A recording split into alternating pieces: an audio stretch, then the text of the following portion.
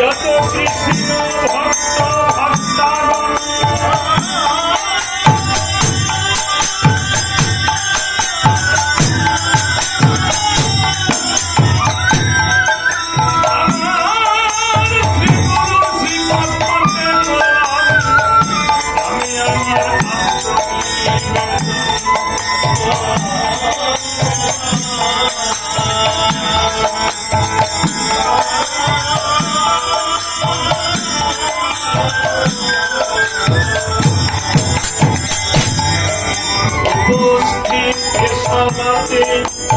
আমি জানি সবাই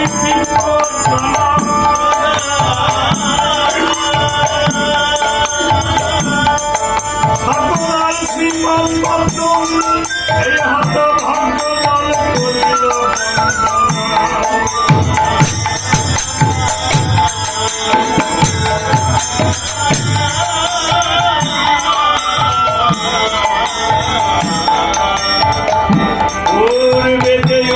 গিরিধারী পশ্চিমে জগন্নাথ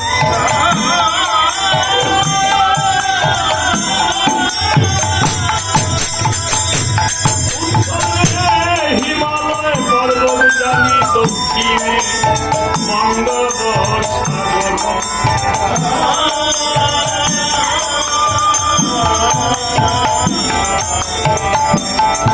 এই পাতালে পাতাল সঙ্গে সঙ্গে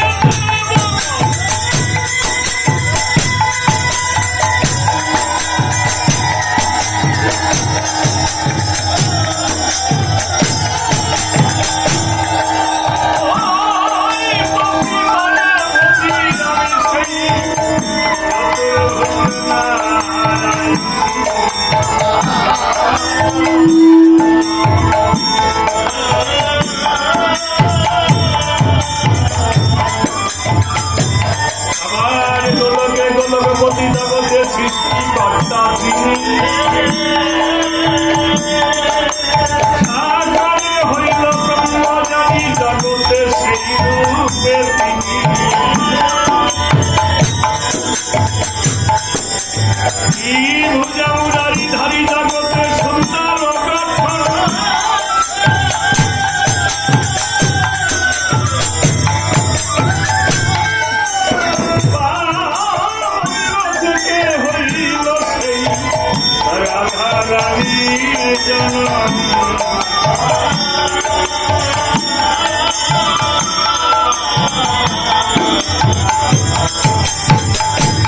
মনশিক্ষা বলিবারে শক্তি কিছু নাই অন্তিমে জানাল বলে দয়াল তোমার চরণে যেন জায়গা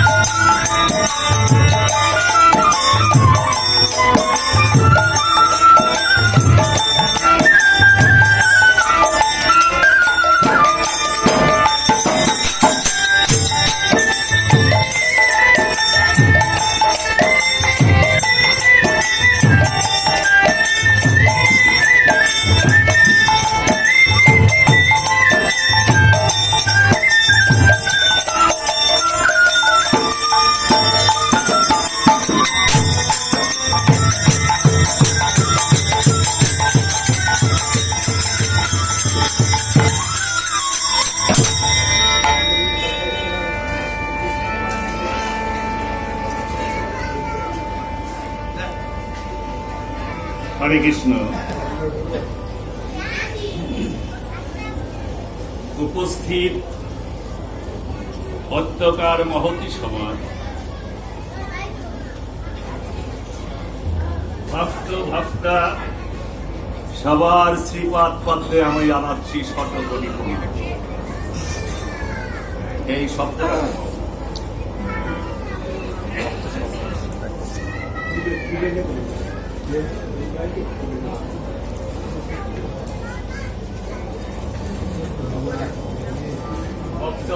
হবে না।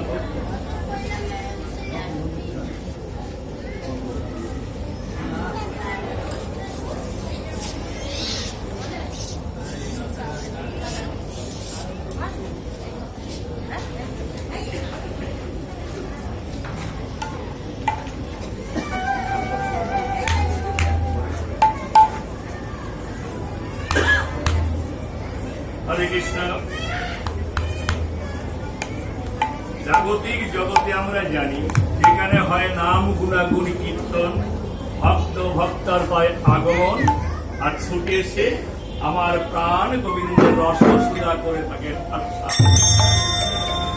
যেখানে ভক্তের আগমন ওই স্থান হচ্ছে নবমধুর বৃন্দাবন, আর আমার গোবিন্দ নাকি রাধা রানী সহ সেখানে করে থাকেন প্রদান। আজকের এই যে মহতী সভা, নবমধুর বৃন্দাবন। আমি প্রথমে যাব বৃন্দাবন। শাস্ত্রে ব্যাখ্যা করলেন যে বৃন্দাবন হচ্ছে 4 প্রকার। একটা হচ্ছে নিত্য গোলক বৃন্দাবন, যেটা আমার ভগবানের স্থায়ী ঠিকানা। আর একটা হচ্ছে ভৌগোলিক বৃন্দাবন, যে বৃন্দাবনে গোবিন্দ লীলা করেছেন, অনেক ভক্ত ভক্তা যে বৃন্দাবন পরিভ্রমণ করে গেছেন। আর একটা হচ্ছে এই নবমধুর বৃন্দাবন, যেখানে ভক্ত ভক্ত একত্রিত হয়ে নাম গুণাগুণ কীর্তন করেন বা বর্ণন করে থাকেন। তাহলে এই গেল কি? আর এক বৃন্দাবন আমরা কোথায়?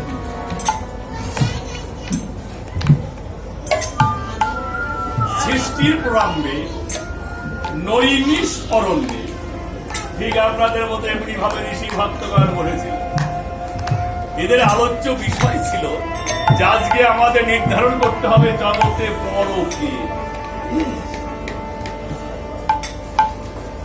এমন সময় এক ঋষি ভক্ত দাঁড়িয়ে বললেন যে আমার হিসাবে আমি জানি শশা গড়া পৃথিবী হচ্ছে বড়।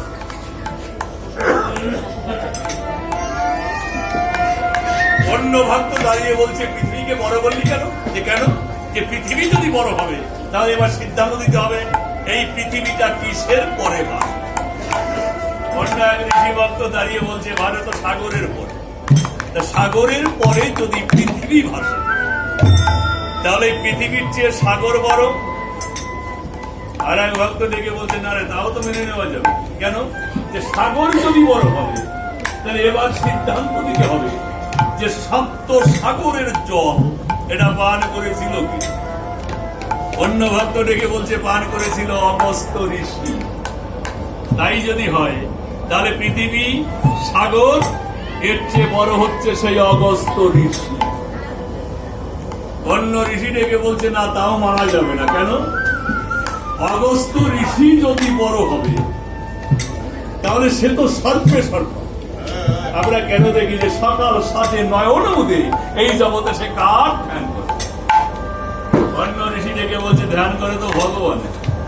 তাই যদি হয় তাহলে পৃথিবী সাগর অগস্ত্য, এর চেয়ে আমার ভগবান হচ্ছে বড়।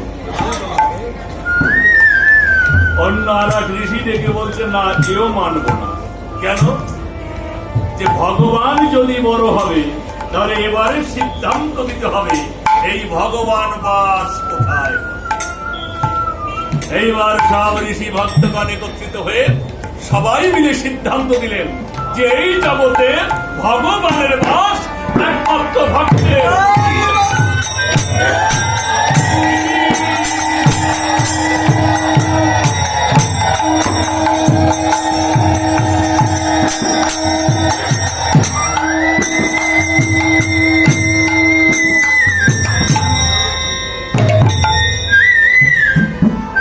আর একটা হচ্ছে এই হিদি বৃন্দাবন। দেখবেন জাগতিক জগতে যারা গুরুর কৃপা দেয়ার থেকে মতি ফেলে আত্মায় গতি দিয়েছে, তারা হৃদয় বৃন্দাবনে আমার গোবিন্দের ছবি অনুভব করে থাকে।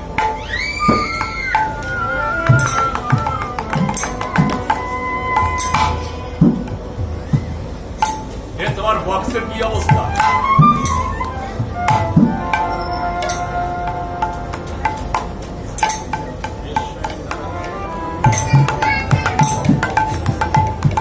সাউন্ডটাই ডুবে গেল। এই সাউন্ডে একটা বক্স হইতেছে। হ্যাঁ,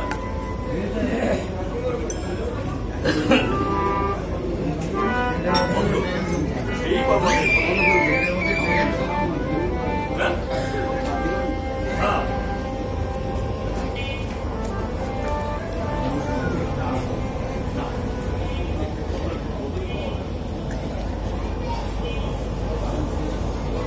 বক্স তো এরকম জায়গায় থাকলে আমরা গান গাই, তা তো কোনো শব্দ হয় না। কি হবে ওই যদি বক্সে পারে তাহলে এখানে কি মধুরতা বল?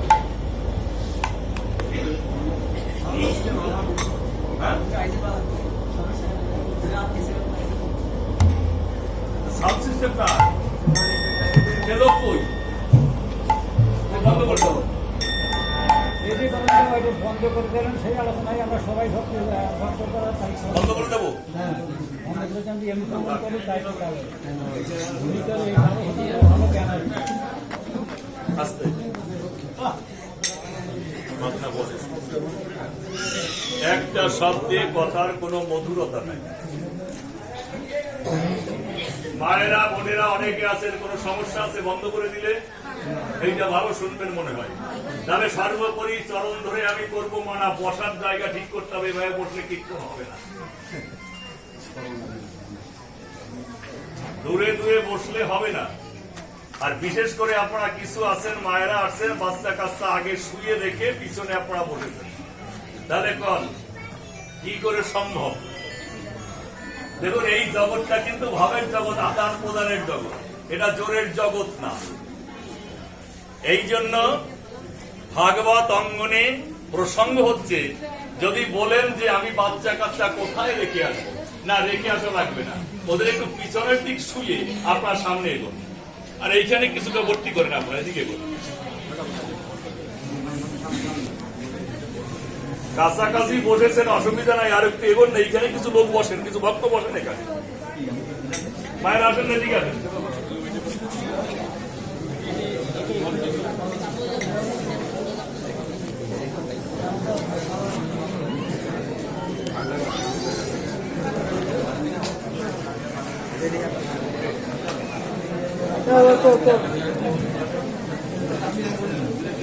দর্শক নালী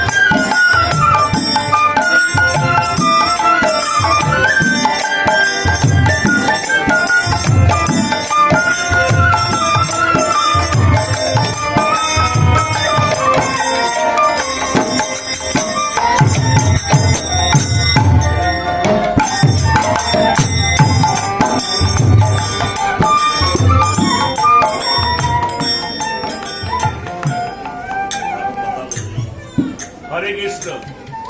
সর্বোপরি জানেন, কথা বলবেন না, গল্প করা যাবে না, কথা শুনতে হবে। নাম যজ্ঞের আসর, কথা বলি ইতিপূর্বে হয়নি, আমি হতভাগা অসরে দাঁড়িয়েছি আপনাদের সম্মুখে। আমি এদিকে ভিতরে ঢুকিনি, তবে অনেকে আমার গান শুনেছেন, লাউ ফলা রথে আমি বহুবার গান করেছি। দেখুন, একটা জিনিস আপনাদের লক্ষ্য করতে হবে, শাস্ত্রের কথা যে মানুষ মরে জগতে অহংকারে, আর লোহা মরে ঝংকারে। কেমন?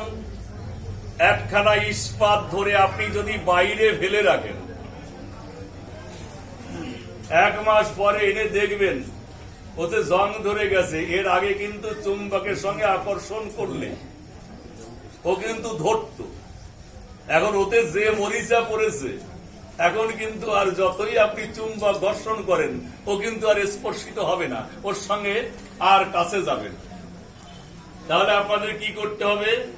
এইবার রেত বা ইস্পাত দিয়ে যদি ঘষে ঘষে ওই মরিচা ছাড়িয়ে আবার যদি চুম্বকের কাছে নেওয়া যায়, দেখবেন চুম্বক এইবার আকর্ষণ করার সঙ্গে সঙ্গে ইস্পাত দিয়ে চুম্বকে মিলিত হবে। দীর্ঘ 7 থেকে 8 মাস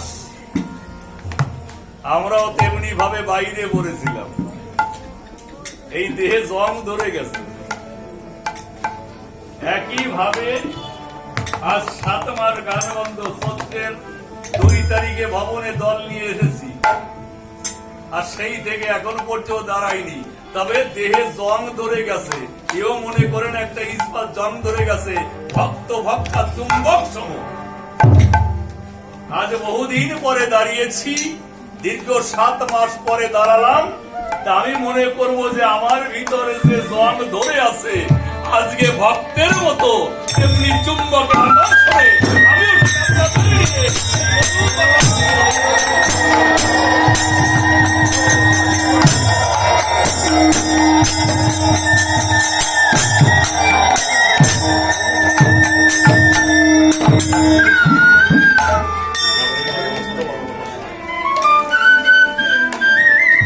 আমরা সবাই জানি আমাদের প্রথম ভজনটা হচ্ছে গৌর ভজন। কেন? গৌর যদি পলিতে না আসতেন, যে নামযজ্ঞ এখানে হয় কীর্তনের প্রচলন কোনদিন ঘটতেন না। সব যুগে সব অস্ত্র ব্যবহার করলেও বলির জীবের জন্য আমার গৌর হরি নিয়ে এসেছেন একমাত্র মধুমাখা নাম অস্ত্র। এই যে নাম অস্ত্র উনি আনলেন, যেমন আমি যদি একটা জায়গায় যাই, মনে করুন সত্যযুগ, সত্যের কান্ডারি ছিলেন নারায়ণ, ত্রেতা এলেন রামচন্দ্র, তারপরে কৃষ্ণ, আর কলিতে শ্রীকৃষ্ণ চৈতন্য। শ্রী অর্থে